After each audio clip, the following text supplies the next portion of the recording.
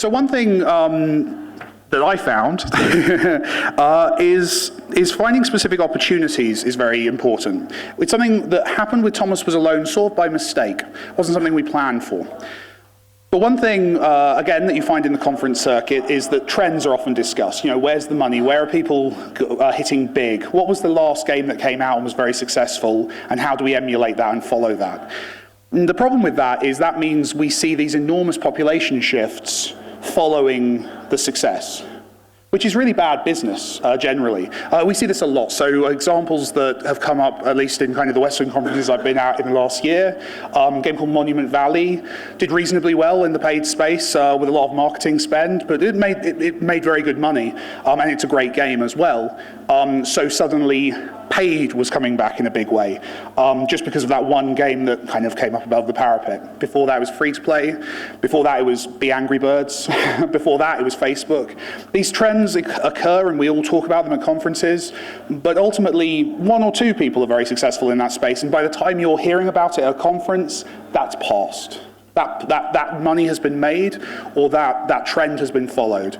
And the problem is everyone else in the conference is also listening to the people on stage talking about it, and they're all rushing over there as well. What we find if we actually look back at successes that have occurred, especially in the indie space, and I can only really speak for the indie space, we make much less money than the big guys, but we're also, you know, one or two people teams, or we're very small companies with very little overhead and very little marketing spend, which means that we don't have to make as much money. But what we find with the indie space is if you look at the big indie hits, the big opportunities where individuals have made a lot of money or where small companies have made lots of money, it's because they ignored, or through stupidity, were ignorant of where they should be. A point in history where a lot of indies made a lot of money in PC was the exact point in time where all of the enormous games companies specifically decided to make console games. So they all vacated the platform. All that was left was a bunch of people who were making small, quirky little games, and they did very well out of it. Similarly, in the mobile space, for the last year, everyone has been saying freemium is the only way to go, it's the only way we can make money. And from talking to people in the bar last night, it sounds like that is the only way to make money in India currently. But in Europe and America, there's a lot of us who've done very well. Thomas Was Alone came out on mobile and did substantial business. I can't talk about the numbers because people would kill me, I'm not going to. But we did very well, much better than I think people would assume we would do. Especially much, much better than I thought I would do on a personal level. It's comparable with how we've had success elsewhere, which is great. And we did that because we ignored all the people who told us to put in-app purchases in, or do advertising spend. We charged $5 for the game on iPad or iPhone. It's wobbled a bit since then. We play with that number every now and again. But we've had fun with it, and it's done very well. Again, by being ignorant, arrogant, and stupid. Let me click through. The slide's gone. Can I go back to my presentation, please? Thank you very much. So the next part of this is playing to our strengths. This is something that we've really done with volume. So Thomas Was Alone came out, did very well, 1 million copies sold, and we've done well from it. And obviously that gave us a nice chest of money, which instead of buying a sports car, which did appeal, I decided to invest that back into the next game and into subsequent games from there. Volume is the new game. I'm wearing the t-shirt, brand. We're trying to learn from every mistake we made on Thomas Was Alone and trying to build on what we've got. And the way this, I think, would apply to people with their first games is really play to your strengths. Play to what you're really, really good at and make that. It's cool to stretch yourself, and we should always find small areas of our work where we can kind of learn a new skill or develop our business. But actually playing to what you already know you're good at and what you know your team is good at is a very successful way of doing things. So Thomas Was Alone, a lot of people in the audience won't know what the hell Thomas Was Alone was. It was a puzzle platformer, as I said, story-led, but I can't do artwork at all, and at that point I couldn't afford artists. So the entire game is comprised of rectangles, colored rectangles of different sizes that can jump different heights. It looks ridiculous.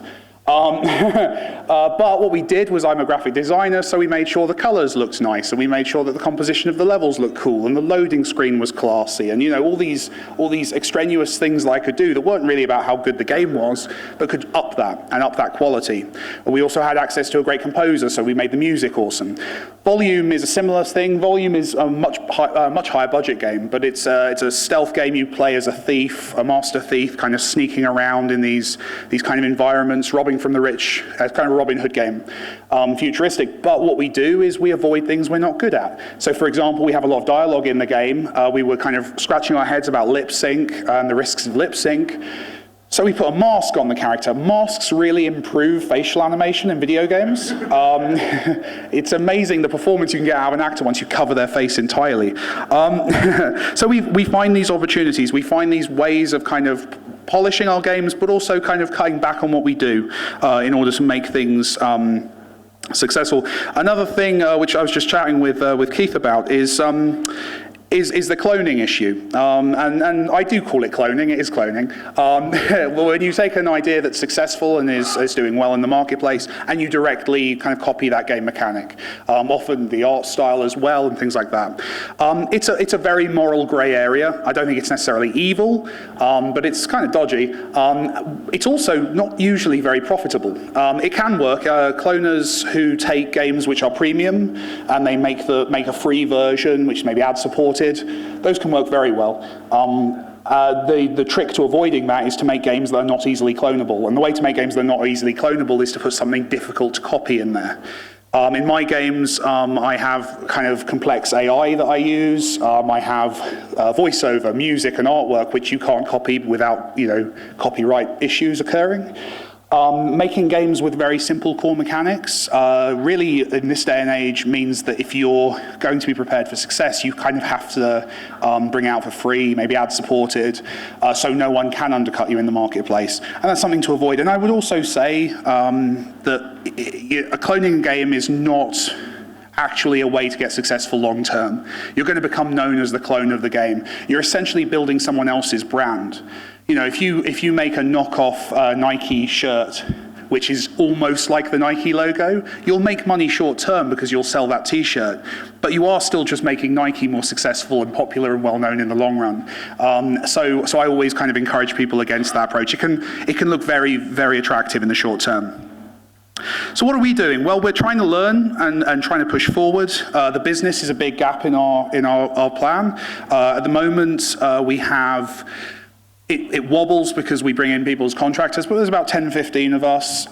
We don't have a business manager. We have no one in the office who has actually ever studied for an MBA or has any knowledge really of companies. So that's a problem we're solving by bringing in the right people to do that. We're trying to kind of basically organize and structure our business in a much more intelligent way. Up till now, it's been kind of a collegiate atmosphere that we kind of make stuff and see if it works and hope it all works out in the end. So we're playing with that. I've lost the slide there. Let me just... There you go. You put all the effort into nice animating slides and you don't use them. We're also investing in the team. We're trying to bring more of our freelancers across to employees, just kind of starting to build the structure in place to take the company forward. Without kind of losing sight of how we got as successful as we have up to now, which is keeping things very lean and very simple.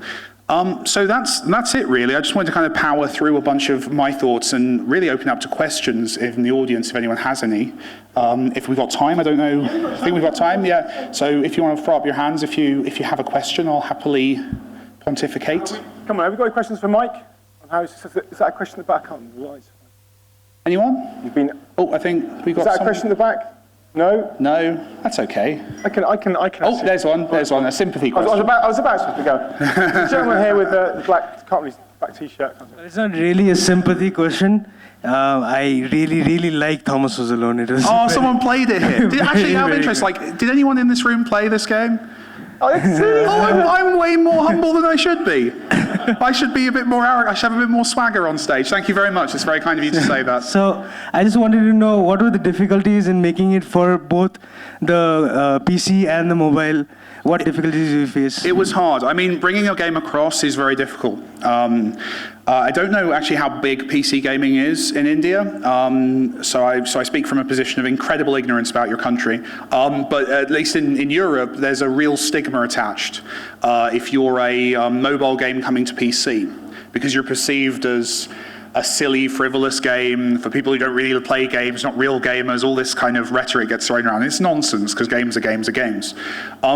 So what we did was we actually brought the game out on PC first, got the reputation, got a few awards, got kind of a bit of buzz around the game, and then we went to mobile. So I would always recommend, that's part one, is I'd always recommend doing it that way. Go from PC, if you're planning to go cross-platform, do PC and console first, and then bring across to mobile, simply because that's where you can build a reputation, because both mobile players and also Apple and the guys at Google love getting quote-unquote real games, and it's a horrible phrase, across from the PC and console space, because they know that there's a certain audience who have this very stupid view that mobile games aren't real games.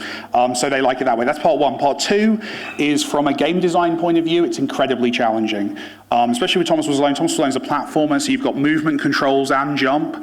It's so challenging that I gave up on it. I'd said in many interviews, I'll never do a mobile version. Platformers suck on mobile. I don't want to do it. I don't want to release a subpar version. And I've got to give kudos to Bossa, who did the port, Bossa Studios, who we've got a speaker from soon, who did a really great job of convincing me. They basically sent me an email asking for the source code and said, can we just make a version, and if you don't like it, we won't release it, basically. And they did a really good job of making a version that I was like, yeah, this works. And then we worked together to kind of polish that up and bring it out. So it took someone completely separated from my company to actually have the nerve to try it. So fair play to them.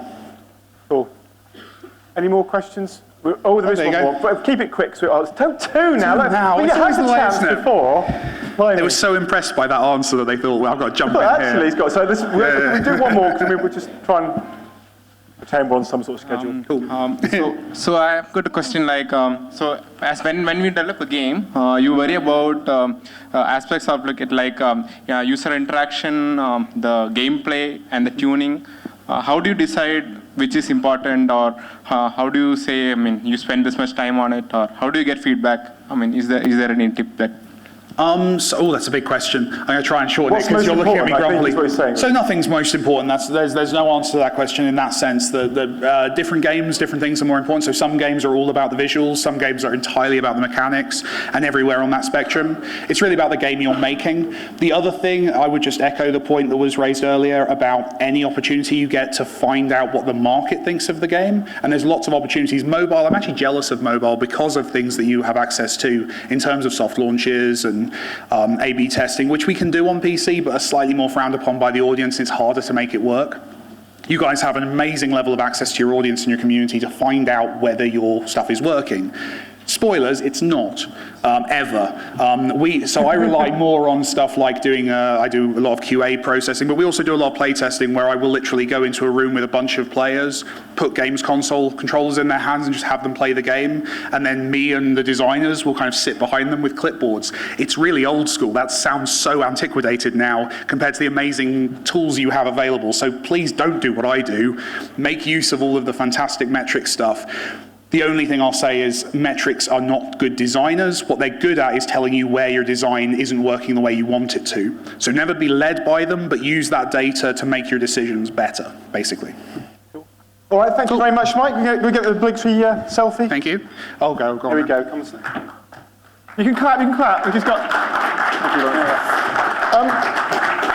I'm not just doing this for my health, So basically, have we got the slide? No? Yes? No?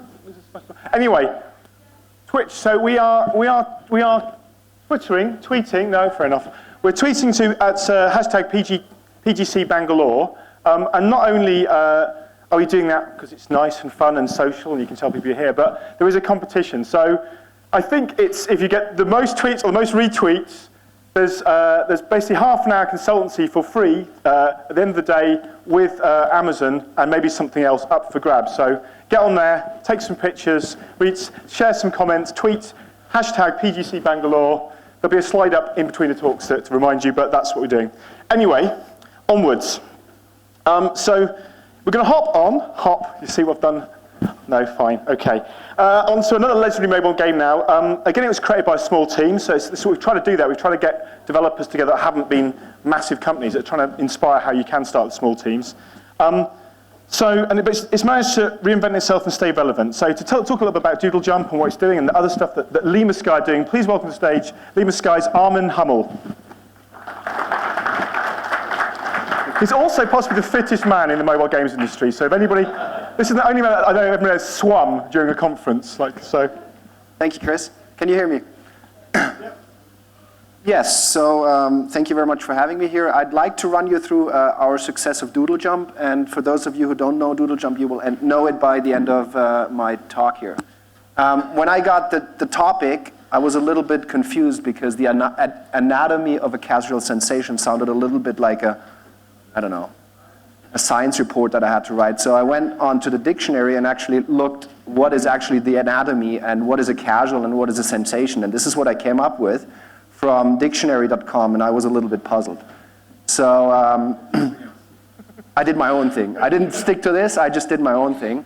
And as a reminder, this is our beautiful game Doodle Jump. This is what it looks like. It's an endless jumper, and this is the main figure in it. You can see him right here as well. A little bit about the game. It's a digital snack. It's addictive. It's simple, precise. It has the tilt functionalities. It's bite-sized. It's not large. You don't need to spend a lot of time on it.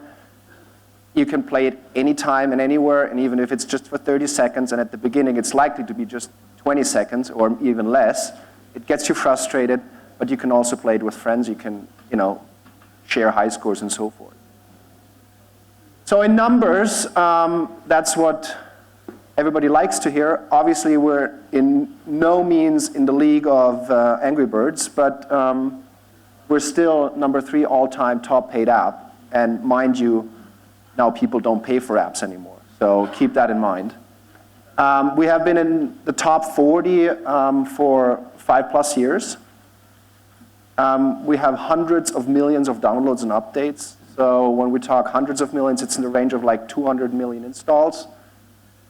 And we have in the area of up to 20 million of monthly active users. Our strongest markets at the moment are the ones below: US, France, Germany, UK, Russia, and China. I'd love to have India on the map here. That's why I'm here as well, to kind of figure out what we can do here.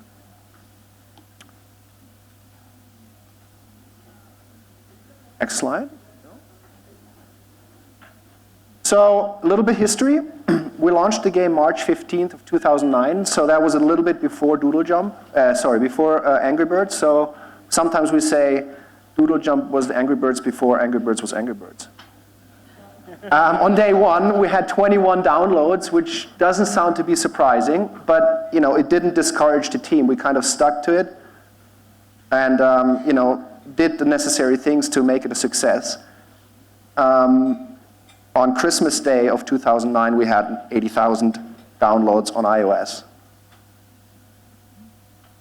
Why did that happen? Of course, there was very early that we had a compelling game. We had an easy, nice game, and Apple did some featuring.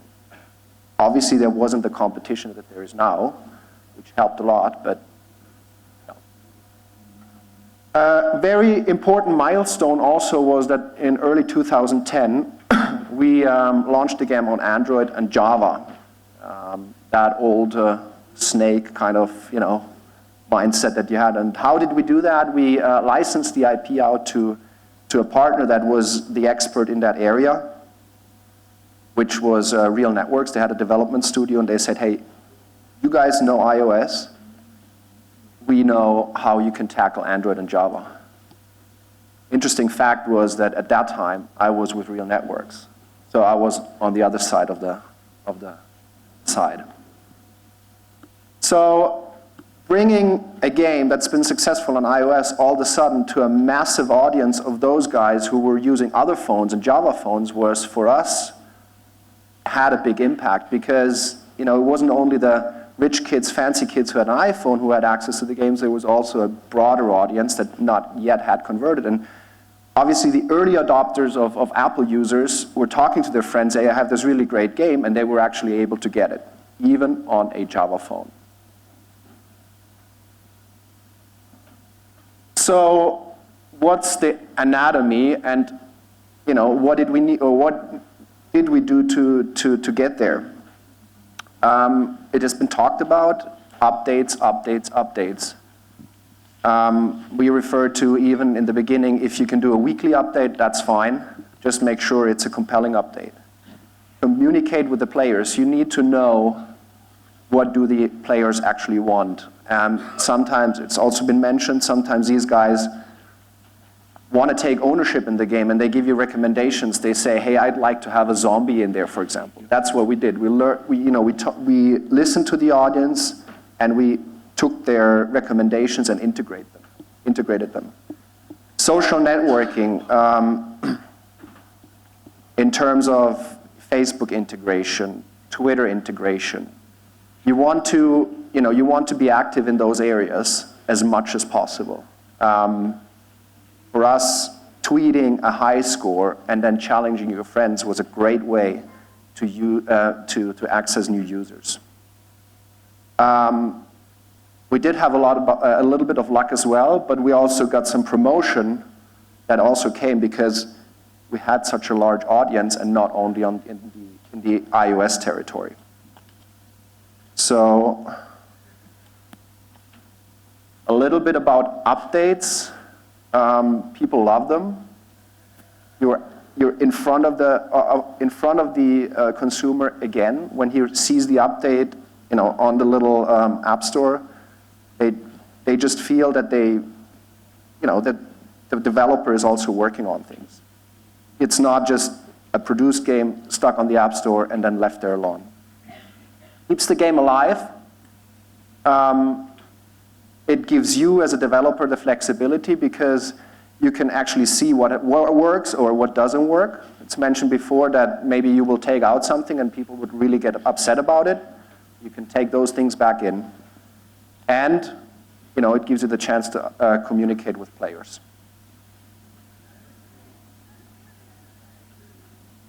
You have additional reach and communication because you have the description page where you can write things, you can mention things that you've done, engage with message boards, forums, and blogs, do as much Twitter, Facebook communication as possible, and also integrate them.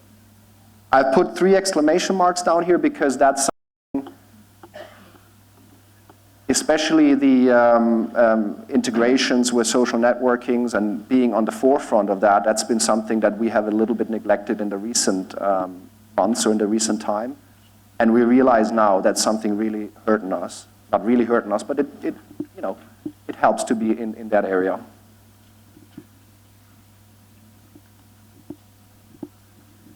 The reach I talked about, in 2010, it was, the app was available, the game was available on Android, Brew, Java, and whatnot. We were a friendly face to everybody that wanted to talk to us. We were generally open to do business with anybody that wanted us. So we weren't being arrogant and saying, look, we have achieved so much, now you need to pay us X amount to use our IP. We actually, there's a good example. Maybe we can show the video now. Man, I was double teamed with no one to pass it to, so I pulled up and hit the shot for the win. And you didn't see it. It's that data plane wrong. Always stressing about overages. I get that, but seriously, you chose to download Doodle Jump instead of streaming my shot. Doodle Jump? Man, that's messed up. Switch to Sprint, the only network with truly unlimited data. So a very nice example of, a carrier talking to us. We had carrier distribution, wanted to see, hey, can we do something together? And it wasn't that we said, you need to pay us $1 million to be present in that advertising. For us, it was free advertising that didn't cost anything. You guys maybe have heard what companies like Supercell spend these days to run an advertising on TV, for example, Japan. So whenever you get the chance to do something, and as Peter was saying, you need to kind of go with the flow and sometimes fall into things. Don't be opposed to it and be like, oh, this is my IP, and it need to be like the Holy Grail. Sometimes something fantastic will come out of something small like this. Couple more examples. Battleship, if you haven't watched that fantastic movie, you will see an actor playing Doodle Jump in there. We have some other, Lady Gaga, wearing a fantastic vest there.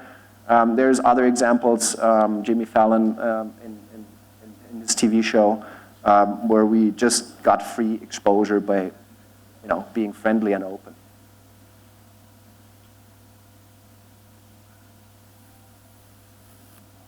Where are we today?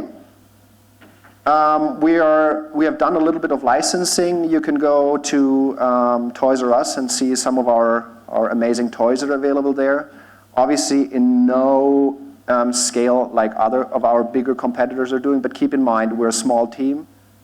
There's around 15 people of us. We don't need to, we don't need to make gazillions to cover overhead. So rather do it right and do it small than big and screw up. We have done some co-branding initiatives recently with DC. So there's a crossover with DC Comics where you have Doodle Jump and Batman, for example, in there. We got some very interesting learnings that, yes, this worked fantastic to the audience that are inclined to DC characters, but our audience is just that much broader than just gearing towards the DC fans. So we need to look at something that caters to as much as, or as big as audience as we have it, which is quite challenging. Interesting to us, for example, was also that China is our top DC market compared to any other European countries or other world countries. Our way forward, I mean, we have learned, like our friends and friendly competitors, that it's very difficult to come out with a second, third, fourth, fifth game that has nothing to do with the original IP. So that's a big challenge. And what we want to do is we want to look at the Doodle Jump brand, Doodle Jump core product, and see how can we continue to vitalize it, how can we continue to keep it active. We need to get back to be on the forefront with social features. We need to engage more, as we have done recently, with our fans, and integrate other social features that we haven't done until now. We need to get back to communicate with the audience much more, as we have done recently. And we've also realized that while we have a quite large audience of players, we can open this up and help other players in the market to have access to our crowd. So publishing is obviously one initiative, and we have two approaches there.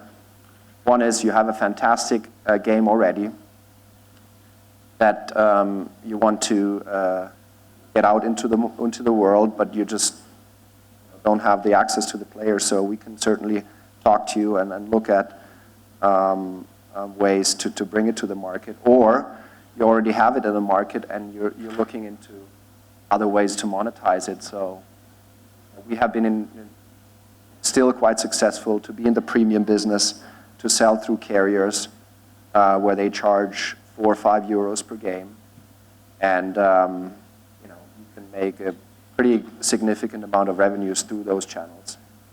If you compare that, for example, to other distribution channels like Google Play, Amazon, or whatever. That's something we could be talking, and yeah, I think that's it for now. Thank you very much. If you have any questions, here. Maybe one, maybe two questions. Have we got questions up there? There's a gentleman there. My question is that you said that when you make one game and becomes a hit, then making a second game, third game, fourth game, which has nothing to do with the first game, you don't want people to say that it's like your previous game, like that. So how do you cope up with that? How do you keep on innovating, bring new ideas and new games? Well, I'm not saying we're not going to do it, but we need to be. We can't just throw all our initiatives into a new game. We need to be really, really selective, and we need to look at what's our core strength and what's our core product, and from that, evolve a new game. So, look at it in a way that Doodle Jump is an endless jumper game. We won't be in the position to come up with a, let's say, Angry Birds style game, or we don't want to do it. We just don't have the expertise. So go as slowly make your way and find the right way. It's challenging.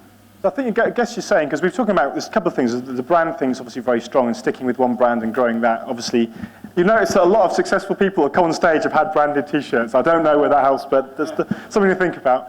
But the other thing, as you say, is it's sticking with a competency, isn't it? It's like rather than trying to be all things to all people. And I think even the big guys, even like Supercell may have sort of 20 projects being worked on at one time, but they're all relatively similar, the ones that go. So I don't think everyone's trying to do everything. So I think it's a case of finding your niche. I mean, that's what's working for us because yes, you can go and say, all right, now we've been successful. Now we have some serious cash in the bank. Now we can hire an armada of 100 people. That's another way to look at it, but it's just not the way we want to look at it. Any more questions for Armin?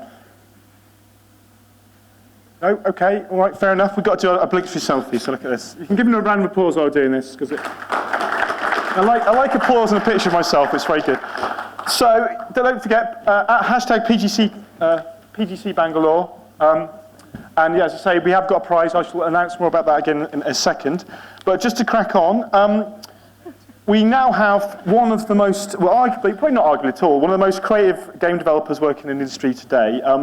They've managed to make surgery not only fun, but also spectacularly successful. And they're currently trying to repeat the trick by bringing toast to life. So there, go figure. So to tell us all about the unique approach, please welcome Bossa Studios' Marina Mello to the stage.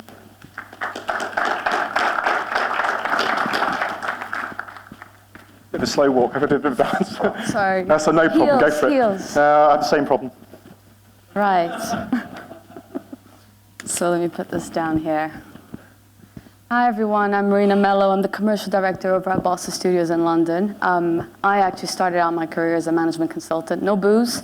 And over the years I've worked in a number of different media organizations, the last of which was Shine, big global TV production group responsible for MasterChef and Biggest Loser, if you're familiar with those here. And with that, I've become really interested and really fascinated, actually, with the creative process and how different organizations go about enabling creativity and creating the right conditions for that to thrive. That's what I'm here to tell you about today. And that's not to say that Bossa's approach is the only one and the right one, but it's our approach and it's worked for us.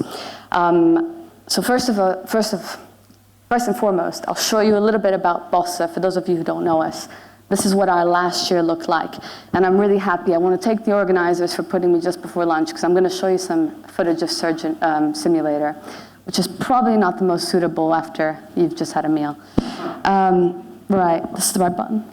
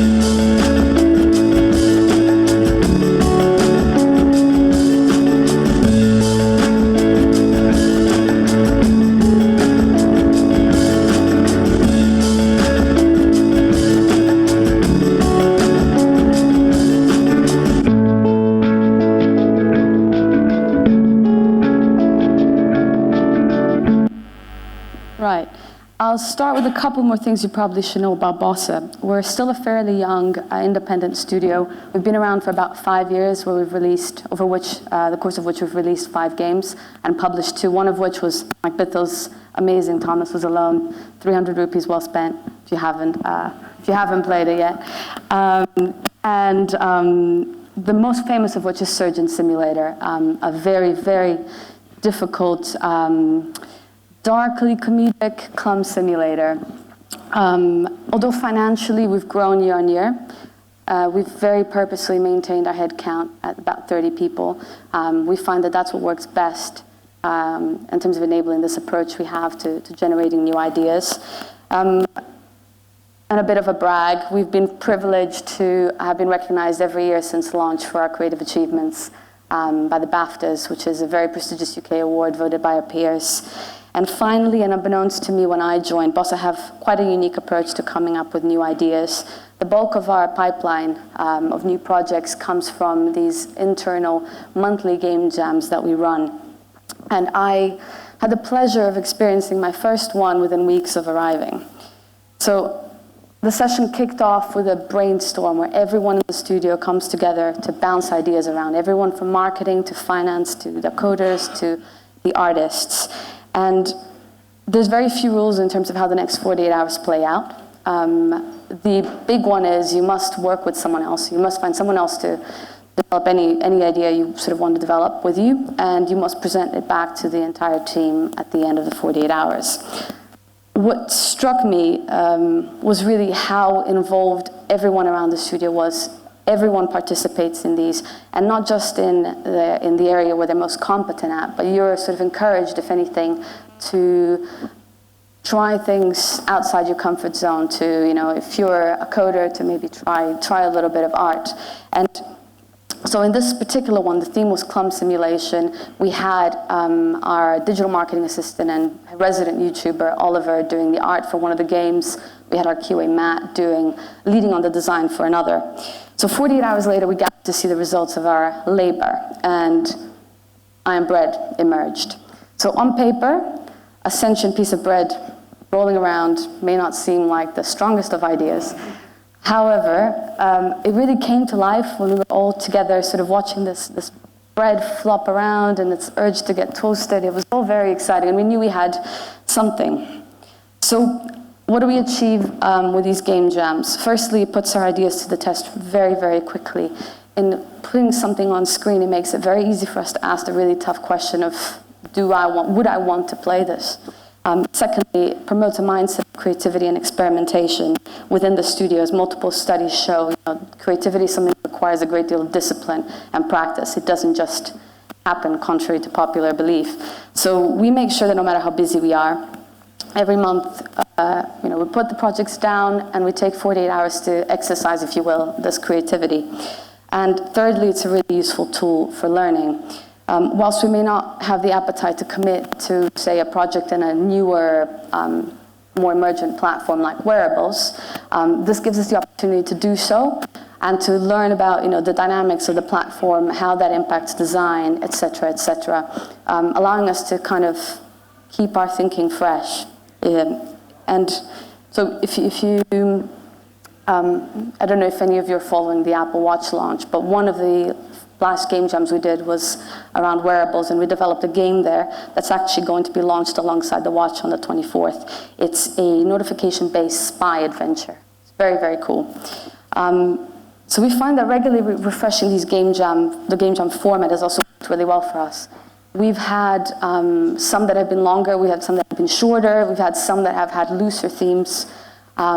We've had some where we separated the idea session from the actual development phase so as to let our ideas mature. That's to say, I wouldn't dare say that there's one right format to do it. The key thing for us is the regularity. I want to show you this video, just pulled together by Ashton's, a very famous UK YouTuber. He was the theme of the last game jam. Games.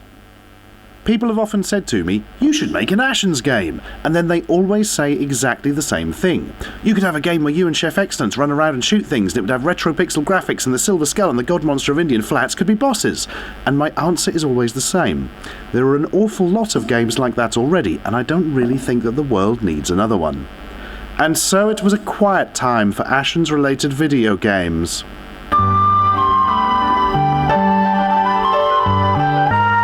But then, I spoke to Bossa Studios. They are famous for Surgeon Simulator and I Am Bread, games which are both original and funny. And they're not just funny because they've got jokes in them. The humour is integral to the experience. So, by using a combination of sound business planning and mind-altering drugs hidden in pastries, I got Bossa to agree to a 48-hour Ashen's Game Jam.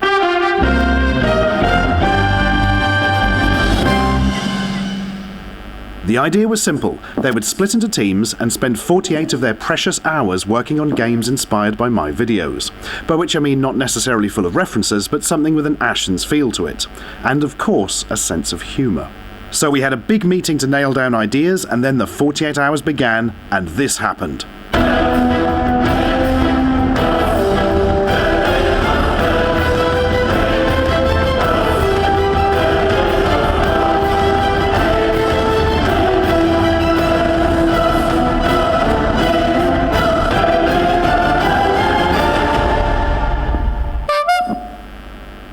This week I shall be going through each of the game prototypes, one a day, and providing a Let's Play style commentary along with a quick chat with one of the people behind the game. But here's the best bit, you can actually download the prototypes from Boss's site and play along at home. So you can see just the breadth, I guess, of ideas that came out of just that game jam. I think that music does really help sell it, though. They're far less realized than they seem. So, contrary to popular belief, the game jams aren't always popular with the teams. They do bring a huge amount of pressure in terms of coming up with new ideas and in maintaining the momentum for the current projects we have. But the team ultimately understands that this brings a huge amount of value to Bossa and to themselves. So this is particularly important that it gives us the ability to very quickly halt projects that we don't believe 100% in and transition to new ones almost instantly. So the game jams are where it all starts. They result in a wealth of ideas, some good, some less good, and I guess the question is, how do we make it work as a business for Bossa? How do we manage the risk that comes with taking on riskier projects? Because we have a taste for the slightly unusual, more experimental fare, we need to be really ruthless with our ideas. At Bossa, critical feedback is encouraged at any point, but that's only really possible with the right culture and the right people in place. And it's not a topic that I think you can cover in a short session. It's something probably merits its own discussion. But if I were to say, if I were to summarize our approach to it, it's that we look beyond just people's technical skills when we're hiring. We look for people who are really very passionate, who've got very strong ideas, and who are able to articulate those to challenge the status quo. Operationally, we support that culture and and those people with a bit of process, a bit of the more boring stuff. So we found that introducing a monthly green light for each one of our projects to be really effective in forcing us to ask some difficult questions. In those green lights, we review the projects as a whole. We review budgets, we review the project plans, we review the creative direction, and we'll review the commercial potential of each idea. And that probably sounds really familiar to most of you. What's different is that we empower the teams to take their own conclusions from that analysis. So only recently, one of the teams actually pushed for us putting a halt to the project they were working on. And that's possible because we have those game jam ideas in the back burner, so that they know that a great idea is just around the corner, and they aren't afraid to question the projects that we have in development. So I've told you about how we come up with ideas via the game jams and how we ensure that we're working with the right ones via our people, our culture, and operationally supported by the green lights. But there's one more element that's really core to our development approach, and probably the one we're best known for. We found tremendous value in involving the community in our development process and in really listening to them. They're our biggest advocates, our most passionate supporters, and a huge source of inspiration. So we've been experimenting more recently and actually involving them earlier on in the process. So with Surgeon, it happened quite late on. It was somewhat of an afterthought. So we put the game out there, and a huge part of its success was due to the 2.5 million user-generated videos that our fans created. We then realized that we were in huge debt. We had a huge debt to them, and we wanted to reward them with something. So we started watching these videos and looking for the weirdest, most unusual things we could find in them. We then reintroduced some of those as a sort of thank you to our fans into the game in the form of achievements. We also, when we released Alien Autopsy, which was an additional level where you operate on an alien as expected, we named some of the aliens' organs after some of our most famous fans. The Pewds Ball after PewDiePie, and the Robalaraz after Robaz. With I Am Bread, we went a step further. We released a trailer for the game after the game jam, so purely based on the content we had on the game jam, so as to test the waters. We had over 1 million views in under a week. So we knew we had something. We then came out in early access, which is perfect for this sort of development, sort of collaborative development approach. And we made sure we fed the audience with constant updates, and we proactively sought out feedback from them. And so we put out a lot of dev diaries, and we also created this, what we call the Bread Diaries, on our YouTube channel, which is a sort of magazine-style vlog hosted by two of our more fun team members, and they proved really popular. And we've gone yet another step further with Worlds Adrift, our latest project. With little more than an idea to show, we opened up development and asked our community for feedback, which is quite frankly terrifying. Luckily, we've received an overwhelming amount of positive feedback for it, even on YouTube, believe it or not. And I'll show you the video we put out announcing the game. That's Worlds Adrift.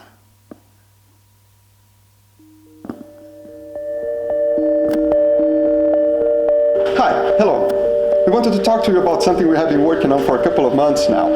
It's not I Am Bread. That's the I Am Bread team working hard on the bugs and the new content that we have to push out in the next months. They have the work cut out for them for quite some time yet. It's something else entirely that the Bossa Labs team has been working on, called Worlds Adrift.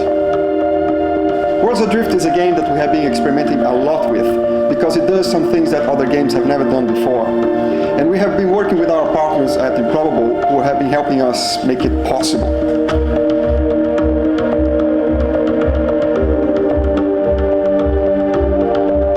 Bear in mind, this is all very early stage. Everything is very rough around the edges. The art is all placeholder, right? But we are still excited to show you a little bit of what we have been working on. So take a look.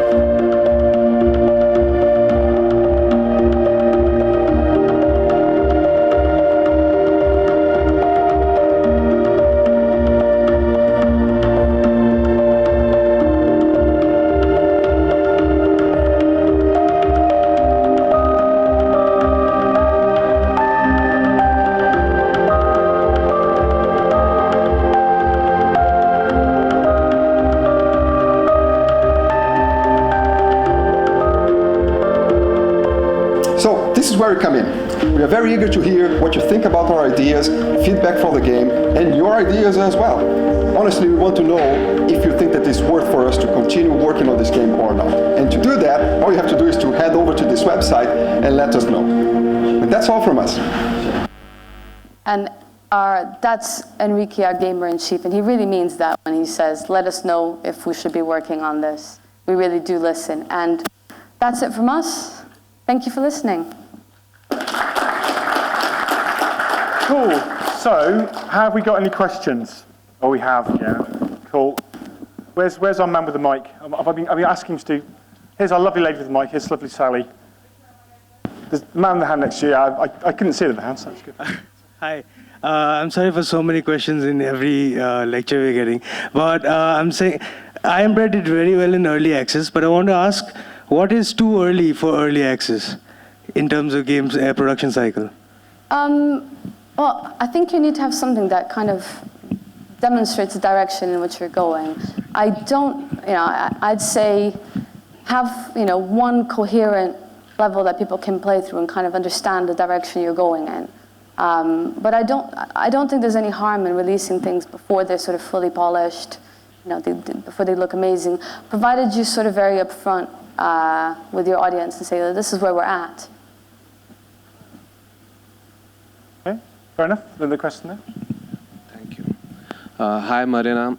So I saw you emphasize a lot on game jams. So I wanted to know this happened after Surgeon Simulator, and as a company, how did you have to convince it to other people, or how did you go about introducing the game jam culture in the company? Well, actually, the game jams have been there for a very long time. They precede Surgeon. It was something. It was just always part of the company DNA, really. It was very early on. Mike's probably better placed than I am to talk about this. Yeah, but it took a long time. I think that's to say it's not something that happens overnight. That's a really important point. Not something that happens overnight, right? You really need to get into that mindset. You need to get people used to it. You need to have the right, bring the right people on board before they begin to be productive. We really experimented with loads of different formats before we hit on something, different formats for the jams. Okay, good question. Any more questions out there? We've time for one more, I think. Oh, there's one at the back. Right at the back there. Go for it. Ma'am, my question is actually, what a beginner developer should do to commercialize the game, that developer get some of the software developer, animators, video game developer, they develop their game, but they actually don't get the platform. They won't get much more options to commercialize their game. What are the options? Basically, what are the options? You've made a game, is what you're saying, and what options for commercializing? Are you talking about a mobile game or a PC game or anything particularly? Ma'am, my question is actually what a beginner should do to commercialize the game. Okay. In what sense? In regards to platforms, sort of the strategy with which we roll out on platforms? It may be for mobile games, desktop, whatever it may be. We tend to release on PC first. We tend to find that PC is a much better platform for building a brand. Again, it's been covered before. It's an easier place to build an audience with which you can then launch on mobile and make a case for visibility from Apple, which is invaluable. We do look at all platforms, so we do believe that there are different audiences that you can reach by rolling out different platforms. It does require quite a bit of work, because the game, obviously, a port isn't just about sort of copying, making exactly the same just for another platform, where you need to really think about what works and what doesn't work. There's a huge amount of redesign involved, but we do believe that in rolling out to multiple platforms, we get more value from our ideas. So that's in the pipeline for Iron Bread, obviously. Cool. All right, thank you very much. So let's do our obligatory selfie, which I'm sure you're looking forward to. I know it's been the highlight of the day for you. You've got to put it really high up, otherwise you get That's all right. double No, I'm going to look. It'll make me look huge. Is everybody enjoying this? Because I am. There you go. Thank you very much. Thank you. So to conclude this, the first half before lunch, we have a panel of games journalists and media. So can I invite them to the stage? There's Keith coming up. The rest of them are outside. They're a bit shy. Don't shout at them. Come on, where's our journalist? Come on, guys. Why are you outside? There's a track going on.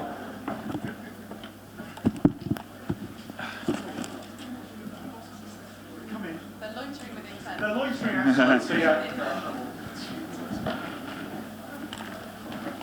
So, how you doing? I'm good. Set yourselves down. Have we got any more for any more, or is this what we have? Okay, right. Fantastic. Be gentle with them. As I always say about games journalists, they're a bit like spiders. They're more afraid of you than you're of them. So, to go easy on them. So we're going to. We've got a pretty impressive panel, actually. I must admit, even I'm quite cheeky with them most of the time. So we've got guys representing a lot of different kind of media here. I'll let them introduce themselves in a second. In fact, I'm going to let you do that to start with. I'm just going to let you introduce yourself, see which publication you're from, and just say something about the focus, what it is you're looking for. Not in detail, but just what sort of stuff you cover. Okay, are you starting with me because you're looking directly at me? I'm looking directly at you. That's a key indicator. Okay, yeah, thank you. Okay, yeah, my name is Keith Stewart. I'm the video games editor of The Guardian. So pretty much any video game coverage that you see either on The Guardian's website, which is, I think, the third or fourth biggest media source in the world. I'm not sure, one of those two. Daily Mail's at the top for some reason that I will never understand. And we're one of the first newspapers, media conglomerates to take a video game seriously as a culture. So that's the kind of angle that I always take with video games. So it's always really interesting to come to a place like this where there's lots of talk about monetization and things like that, and how do we make money, and not so much talk about the culture of video games, which is where I'm interested in, and where I think a lot of the interesting stories are in game development. So yeah, there we go. Pete. Hello. My name is Peter Willington. I'm from AppSpy. I'm the editor there. We are the video arm of Pocket Gamer, so we have an incredibly popular YouTube channel. We're the largest channel for mobile content on Twitch. We do a podcast, all that good stuff. We work with Pocket Gamer to provide video content and lots of editorial and good fun stuff like that. We do a lot of community outreach, have a lot of friends on the internet. You like video things? We like video. Okay, fair enough. Danny, you've got 2 mics, you can split between yourself however. Hi, I'm Danny Russell. I'm a staff writer for Pocket Gamer, but I'm also the community manager for all the Steel Media sites. So that's Pocket Gamer, 148 Apps, AppSpy, etc. So if you want to get your indie game pushed, it's probably good to get in touch. Send us a few codes. Yeah. And last but absolutely by no means least is our good friend Eli. My name is Eli Hodep. I'm editor-in-chief of Touch Arcade. We are primarily iPhone-based, but kind of dabble in Android stuff too. We have huge forums and kind of specialize in long-form editorial stuff that no one else is really doing anymore. So that's, yeah. Cool. All right. So let's give a question. I want to ask a very direct question. So how many games a day are you guys being sent to look at? And then second part of that, and how many games a day can you realistically cover?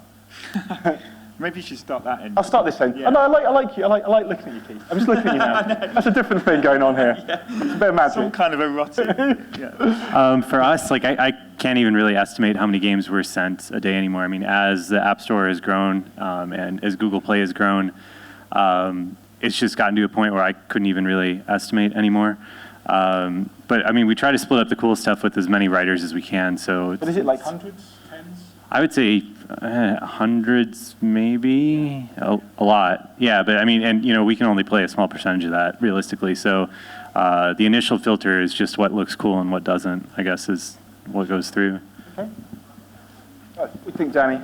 I'd say about 40 a day, to be honest. But that's not including like the same game multiple times. So we'll often get sent the exact same email to 3 different email addresses because Steel Media, has this kind of so many different sites.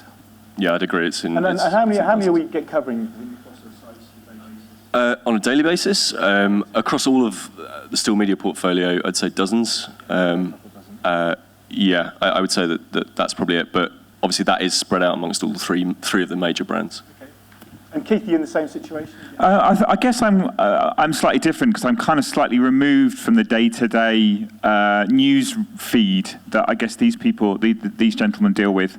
So I mean, I do get maybe sort of 50 to 100 press releases a day from game developers and games publishers, of which only a very small fraction I can ever respond to because I'm not really dealing with. We don't really do sort of daily video game news on The Guardian in that way. We're much more interested in the kind of higher level look at where games are going and some of the themes and the trends in game design. So yeah, it's very hard for us. So we probably cover, I don't know, about 4 or 5 games a week, I guess. But within that, we may do a feature on a certain type of game, and we'll have lots of games mentioned in there. So to follow up on that, because Eli kind of touched on his initial answer. How do you decide what to pick out, what to cover from that? You've got 100 press releases. I know you're not just mobile. You've got all formats and things.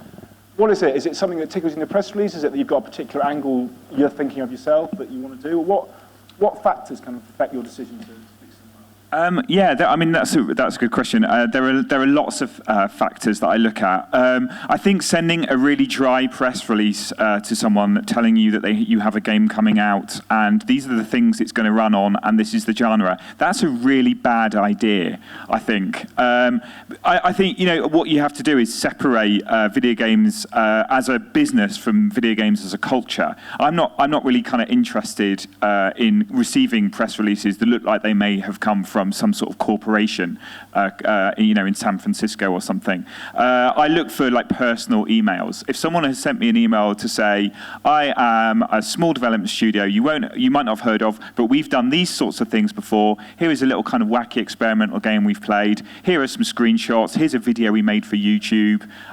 Please just have a look. If it's friendly, personal, if it's got my name at the top of it, that's super important. Not because I'm a massive egotist, which I am incidentally, but also because it shows that you've put personal effort into that email. You've targeted who you want to speak to, and it shows you have a little kind of knowledge about what you're doing and about the media. So I kind of look for a personal touch, and I look for everything to be made really easy for me. Not because I'm lazy, although I am, but because I'm really busy and I'm inundated with these sort of things. To make it easy, like have screenshots, have video, make it look as if there's a culture already around your game, I think. So let's pick up on that. I mean, one of the things I want to kind of do today, which I think to provide some real value to the guys out there, is to build a little bit of a process for how people should approach. So Keith's mentioned a couple of things there. So looking at it from a perspective of you've got a game, the developer's made a game. At what point, and you can share this, you can jump in with it, at what point should they be coming to you guys as journalists? What point do you want to speak? As early as the game is in some way representative of what it is that you're making. So we often get emails weeks after a game is out saying, I've had a game out for 2 weeks, 3 weeks, it's doing this, this, and this. And it's like, well, it's old news because it's already been covered either elsewhere. It's literally old news. Yeah, and so I would say as soon as you're ready to show it, as soon as you're ready to have people look at it and criticize it and praise it and all that sort of stuff, that's the sort of period of time that I would want to see that. And it's not a typical time before launch, so it's not like 3 months before launch. No, I think because mobile turns around so quickly, I would say that if you're looking for a review, maybe a week beforehand would be perfect for us, and it means that our reviews editor, Harry Slater, doesn't go mad on a Thursday. That would be really useful. He goes mad on Fridays usually. Mostly Fridays, yeah. So that would be good. But if you want previews, if you want the press cycle before all of that, and the press cycle is really important. The reviews are great, but everything before that's really important as well. Then I would say a month, 2 months. Yeah. What do you think, Eli, from your perspective? I'm not skipping you something, Darby, but you're obviously in a similar media organisation. No, I mean, I would totally agree with everything that Peter said, especially in regards to getting word out as early as you can, because in doing that, you're inadvertently building a community of people that are interested about your game. Like, even if you're not necessarily even involving the press as much as you're just, targeting Twitter and doing your own Twitch streams and forums and things like that, which those are the people that are going to tell their friends, and that is going to really be what interests me personally, because I know that, hey, if I write about this game, people are going to be interested and people are going to share the story, and that's how our business works, I guess. Yeah, we want eyeballs as well. So early as possible, you come out with some information, and what should that be? Like Keith touched on it. Is it just a couple of screens? Is it got to be video now? I mean, what do we want ideally in a first batch of stuff? It's easier, like your developers, writers. So you describing your game is really what we should be doing. So screenshots, video, if you've got a trailer on YouTube, amazing, because it means that we can just spend 30 seconds looking at it and go, oh, right, that's what this kind of game is, because we can tell. You might say it's an incredible character-based running game on blah, blah, blah, blah, blah, but we can just go, oh, it's Temple Run, that sort of thing. I'd say we probably don't really want to know your life story either. We want to see a screenshot of the game as soon as possible. We want to just see what it's about. I would say we don't want your whole life story as in 90 chapters. Yeah. But I think I would say personally, I want to know something about the development studio. Like the amount of times I've received press releases that are very formal and haven't been that interesting, but somehow I've managed to talk to the developer, and then they say after 3 months of knowing about them, they'll say something like, oh, our in-house architect who designed this art gallery in Paris just did this, and you go, whoa, back up, tell me more about this guy. Or we'll say a eventually tell me that a video game has been inspired by, I don't know, parental neglect or something that happened to them as a child, that's to me, that's a story. It's never just about the game. As far as I'm concerned, I want to know about something about what's happened behind it. So yeah, we don't want your whole life story, but I think if there is something interesting about your development studio or something interesting about why you made this particular game, and if it's personal and human, then every single news story that I write has a personal human element in it. I'm not going to write this game has 50 levels in it and 3 guns. I'm just not interested. Also, make sure you're contacting the right person. Ideally, you shouldn't just send to, we get sent pitches to like our promo codes email address rather than news or the actual reviews editor. It should be sent to the right person. We have contact us. How do you find the right person?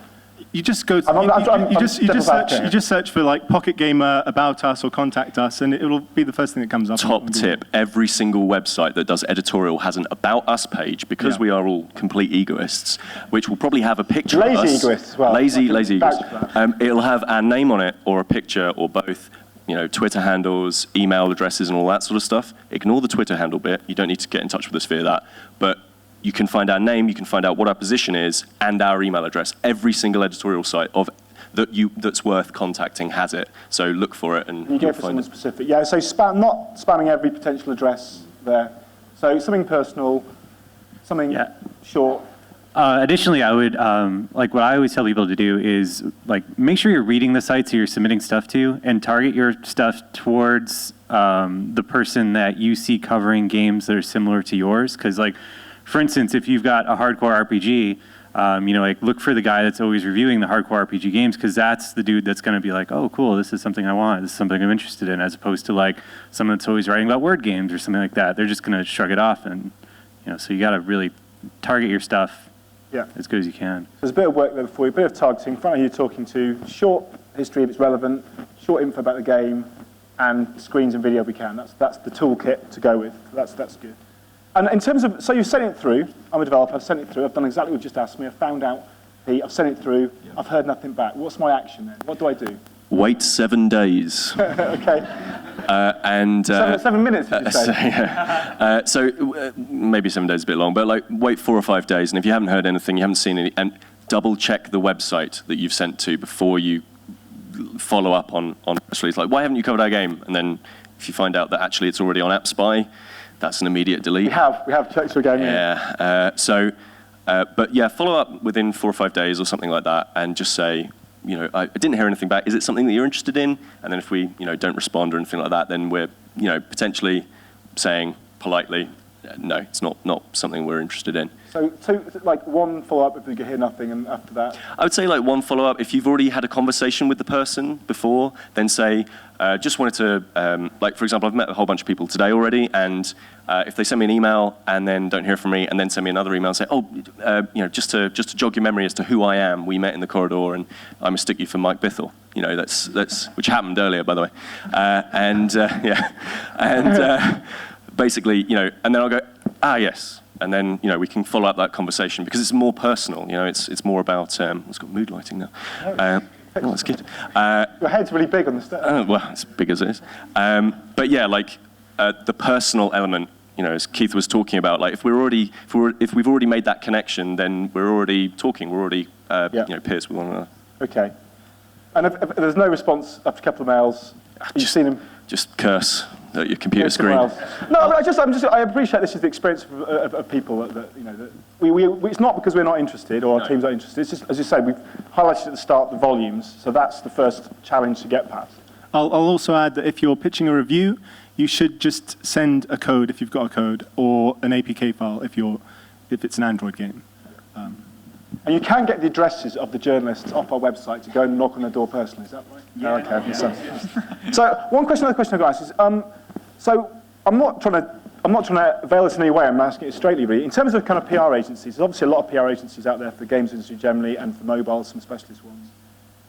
Is hiring a PR agency, is that something that helps get attention from you guys? Does it help that, it comes in from or does it not make any difference? Or does it actually hinder? I don't know. I think it depends very much on the PR agency. I think like there are PR agencies that I really trust, and when they send me a game, they know that it's a game that I'm going to be interested in, like personally and as an organisation. So they're not wasting my time. I don't want to be blitzed by a PR agency. I don't know. I think one of the reasons it sometimes seems like a good idea is because if you've got a very, very small team, then you may not have someone who's particularly press-facing on that team. And especially, if you're based in an emerging mobile development community like India, then you might not have that access to the larger global media networks that perhaps some developers in the UK or US may have, where there's very regular opportunities to talk to the press directly in person. So I wouldn't say don't use a PR agency, but I would say be very careful about using them. Be very careful, be wary about their promises and what they promise you in terms of their reach and who they can get covering your games. Get someone that you may have seen, a developer or a publisher that you respect has maybe used. So be careful and understand how they work, because blitzing the whole of the press with one anonymous press release and then aggressively following up on it is absolutely no way to make yourself friends in this industry. So I have one more question. I'll go for questions. So the question is, we guys are based in the UK, US. Obviously, the majority of our readership is likely to be US, UK, and maybe Canada, Australia, whatever. And probably most games we review are probably from those regions. Well, what is our attitude, or is it more difficult for games coming from India or China or Southeast Asia to get covered, or any specific tips or issues to beware? Because these guys, I'm assuming there's a relatively large number of Indian developers here. I'm going to throw it there. I'd say if English isn't your strong suit, then focus on clarity, because sometimes I've received press releases that make very little sense. So I think that is one thing definitely I don't think it's as much a problem in India. From a Chinese situation, it is definitely, when a press release comes in and it's the first line's entirely misspelled, it obviously, it's one of those things that ticks it towards the kind of delete buttons. Yeah, one of the things that I've noticed regularly from indie developers and even large companies from the region is that you guys tend to focus on talking to consumer press almost like you talk to business press. So I've had emails that have started with, our art DAO is really great, and I'm like, I don't care, like from a consumer point of view, I really don't care because my readers don't care. So, if you're starting with all these statistics about how popular you are, and but in very fine detail, then that's not really something we're interested in. If you're sort of saying we've already got 30 million players, awesome, like cool. So I already know it's popular, but going into far too much detail on that side of things, I don't know, it's just a waste of space. And you could say, it's a really fun action arcade game. Yeah, that's more useful. So if you want industry press coverage, we have lovely Alicia Judge, who's from pg.mockgame.biz. So if you're looking for more industry trade stuff about your company, point her out, George. There you go. There's Alicia at the front. So she's probably with us now. She's on the B2B side. But yeah, as Pete said, there's a big differential between consumer press and B2B press. I've got loads more questions, but I think it's sensible to kind of open it out. So you've got like journalists here trapped in the wild. This is an opportunity to pin them down, ask difficult questions, turn the tables on them, give them a 6 out of 10 or something. Would you like to, is there any questions for our guys here? Come on, it's the last one before lunch. You've almost got a question. They're scared, upsetting you, I can see this. There's one at the back. There's one over here as well, okay. Okay, my name is Aditya, and we did probably most of the things that you said right now. And we also put it up on the forums, and we got like a lot of good responses there as well. But we were still not able to get a reply from you guys. So I'm just wondering what went wrong in what we did. We don't even have an English problem, nor did we put a YouTube trailer, but we still didn't manage to get a response. So I'm just wondering, is it a case of oversight, or if the game didn't appeal to you guys? How long ago was it? Around 3 weeks like a month back. And some of the guys on this panel? The only thing you can name any of them, it's fine. You can no, I didn't send it to anyone personally, but I sent it to like... Yeah, well maybe that's the problem. Yeah. But when you go on... No, it's not. You caught the bit about massive egotists at the start. No, but I did add a little bit of personal element, and I tried to go on every site, and it was written... In some sites, we want a Dropbox link. So I tried to make it as personal as I could. Yeah. But so you included images and videos? Yeah. I also added the link to the trailer. Yeah. And I also sent screenshots. Okay. And you didn't start with a whole bunch of numbers or anything like that? So initially I didn't get a response, so I put it up on forums, and then I resent another mail. So here's a really, really hard question. This is the thing that we're all sort of dancing around. Is your game any good? I would like to believe so, because I've got a lot of responses from the forums. I'm not. Then that may be a simple case of your information slipping through our fingers. And you definitely follow up with us. Like, find my name on or talk to me later, and we'll have a meeting chat. scheduled for tomorrow. And sometimes, sometimes genuinely, and this kind of raises 2 points. Genuinely, like, information will slip through our fingers at times. Like, we just won't hear about something, and then Apple will feature it, and we'll go, "What's this game?" And then we find out, and it's brilliant. And it's very rare that happens, but it can happen. The other big part about all of this that we're sort of not talking about, but I'll do it because I'll be the bad guy, is that sometimes games are bad, and we don't want to cover the bad games. And I know that's really harsh, and it's not at all the situation with all of the games that we don't cover. It's just that it also has to be a thing of, you've got to really take a hard look at your game and say, if I'm not getting coverage, why is that? And you can even ask us, did you actually like it? Just like a one-sentence response, and we'll go yay or nay or whatever it is. Yeah, and I would also say that it's not just bad games. It's also games that are very familiar genres. Like if someone sends me a press release about a great game they've made called Furious Birds, or Sweetie Crush Saga, it may be an amazing game, but I'm never ever going to cover it. There's just no news in there for me at all. So sometimes that's it as well. If it's a match 3 puzzler, my heart kind of just drops. I know that there are innovations to be made in that space, and if there are, then you've got to shout about exactly how you've innovated on it. But just going back to that question about, one of the things that an Indian developer will have an advantage in some ways with the press is that lots of us don't know about the culture of development in this area, and like every journalist wants to be the person who's discovered something first. That's a really important, massively important part of our job. Like, I often show off about the fact that I was one of the first people that saw Mike Bithell's game. Thomas Was Alone. I saw it very, very early because, I think I saw it at Game City, kind of a was it small... just blocks at that point? Yeah. That early, wasn't it? Yeah. It wasn't even that. It was just Mike kind of standing on a screen saying, I've got this idea.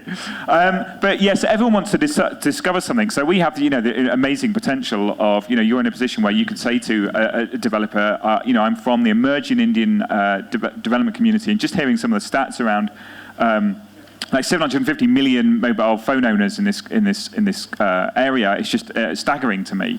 And I'm thirsty for more knowledge about the development community here. So I would always say to developers, put yourself forward as an expert. Make yourself available. When you see a Twitter conversation and saying, "Oh, I don't know anything about Indian games development," between journalists, you can put yourself in there and say, "I am a developer in India. These are the things that happen in development. These are the things you need to know." Make yourself available as a contact. I think that's massively important, because we all, not only do we need new ideas, but we also need lots of contacts that we can rely on. And if you can make yourself one of those contacts, then I think that's really valuable. On that note, actually, just a quick side plug.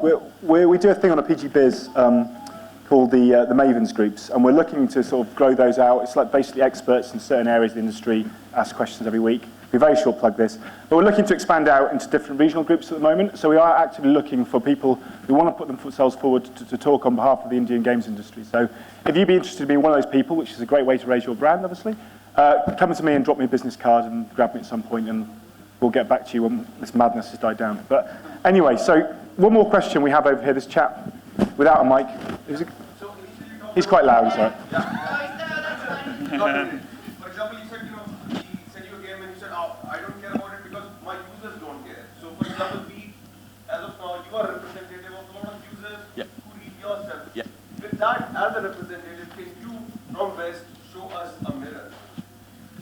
In the sense of whatever content that Indian developers are making, what do you think about it? Because there is a huge cultural shock, and I admit, a lot of people, what we come from, cricket, Bollywood and all. So what is really, when you talked about initially culture, so show some mirrors, just tell us, what is some of the stuff which you have received actually from Indian developers? What do you think about So you want us to tell you what we think of Indian games we've seen so far, yeah? Yeah. Go on then. You're in Bangalore. You're not out of here for 24 hours. Be as direct as you like. He's been looking at games all day, so it's a good question, right? Thank you for your question. Okay, right. There's an absolutely fantastic game in the development section that you should all go and play, and it is called. It's a game called Speed Rush, and it's from Game & Axe, and it is just a full-on racing game. So the first thing I would say is that I think that game culture taste is quite global. Like some genres just do well everywhere. So they're making like this really awesome game called Speed Rush, really, really awesome. Then there is Babaji from Winjet Games, right? And like this is a game that is, I understand Babaji means like healer or something like that in Indian culture. Is that right?